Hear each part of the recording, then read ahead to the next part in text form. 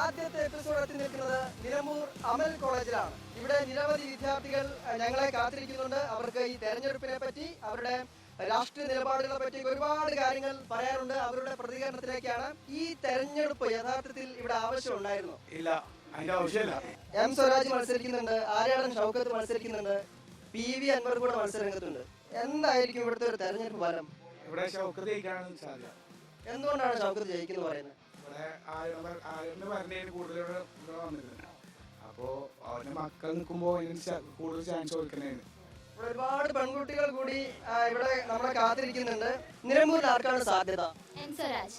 ഒരു മാറ്റം ആവശ്യമാണ്. അപ്പൊ നമ്മള് നിലമ്പൂരിന് ഒരു പുതിയ തെരഞ്ഞെടുപ്പ് വരുമ്പോൾ എം സ്വരാജ് വന്നാൽ ഒരു മുന്നേറ്റം ഉണ്ടാവുമെന്ന് വിചാരിക്കുന്നു. ആർക്കാണ് വിജയ സാധ്യത? അൻവറിന്. എന്തുകൊണ്ടാ? നിലമ്പൂരുകാർക്ക് കുറച്ചുകൂടെ അയാളെ ഇഷ്ടമാണ് തോന്നുന്നു. കാരണം ഇവിടെ നിന്നതല്ലേ. സ്വരാജ്. എന്തുകൊണ്ടാണ് സ്വരാജ് ജയിക്കണം എന്ന് ആഗ്രഹിക്കാൻ കാര്യം? ലീഡർഷിപ്പ് ക്വാളിറ്റി ഉണ്ട് തോന്നിയിട്ടുണ്ട്. പിന്നെ ഫാൻസും കുറെ ഉണ്ട്. ഏതായാലും നന്നായാൽ മതി. ആരായാലും നന്നായാൽ മതി, നാട് നന്നായാൽ മതി. അതന്നെ, ആർക്കും ബെനിഫിറ്റ് ഉണ്ടായാൽ മതി. അതിലിപ്പോ നമുക്ക് കണ്ടേ പാർട്ടി ജയിച്ചാൽ ലീഡർഷിപ്പ് ക്വാളിറ്റി ഉണ്ട് അയാൾക്ക്. പിന്നെ ആര് സംസാരിക്കുകയാണെന്നുണ്ടെങ്കിൽ അയാളുടെ സംസാരത്തിൽ ഒരുപാട് ഇൻഫ്ലുവൻസ് ആവുന്ന ഒരു വ്യക്തിയാണ്. ആഗ്രഹിക്കുന്നു. ഇവിടെ കാട്ടാനയുടെ ആക്രമണമുണ്ട്, കടുവയുടെ ഭീതിയുണ്ട്, അങ്ങനത്തെയൊക്കെയുള്ള പ്രശ്നമുള്ള നാടാണ് നിലമ്പൂര്. ആ വിഷയങ്ങളൊക്കെ വേണ്ട ഇന്ന് ചർച്ചയ്ക്ക് വരുന്നു എന്ന് തോന്നിയിട്ടുണ്ടോ? ഇവിടെ നാട്ടുകാരെ ബാധിക്കുന്ന വിഷയം ചർച്ചയ്ക്ക് വരേണ്ടതുണ്ടോ? വരേണ്ടതുണ്ട്. കാരണം ഈ വന്യജീവികൾ എന്ന് പറയുമ്പോൾ ഇപ്പം നമ്മൾ കുറെ അടുത്തുള്ള സ്ഥലത്തൊക്കെയാണ് കടുവ ഇറങ്ങിയതും ഒക്കെ. അപ്പൊ ഇവർ ഇതിനെ പിടിച്ചിട്ട് ഇവിടെ തന്നെയാണ് ഇവർ കൊണ്ടുവന്നിരുന്നത്.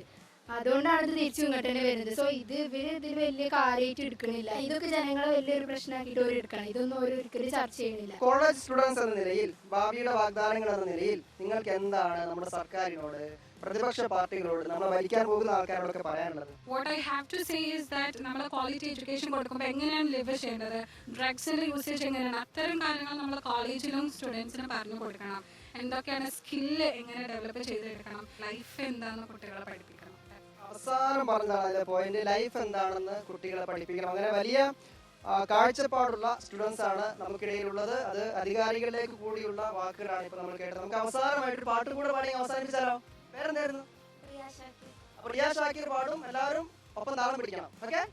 കണ്ണോട് കണ്ണായിടാം, മെയ്യോട് മെയ്യായിടാം, കാതോരം പാടിയോ, അനുരാഗം തേടിയോ, മാനത്തെ പൂന്തോപ്പിൽ താളങ്ങൾ പാടുമ്പോൾ അന്നോ നാം കണ്ടതല്ലേ. അടിപൊളിയായിട്ട് പാടി.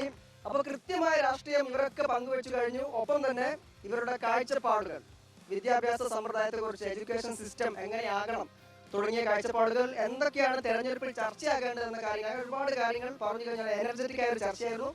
അപ്പോൾ നിലമ്പൂർ റൈഡിന്റെ ഈ എപ്പിസോഡ് ഇവിടെ അവസാനിക്കുകയാണ്. അപ്പൊ നമ്മൾ യാത്ര തുടരാണ്. Okay, by.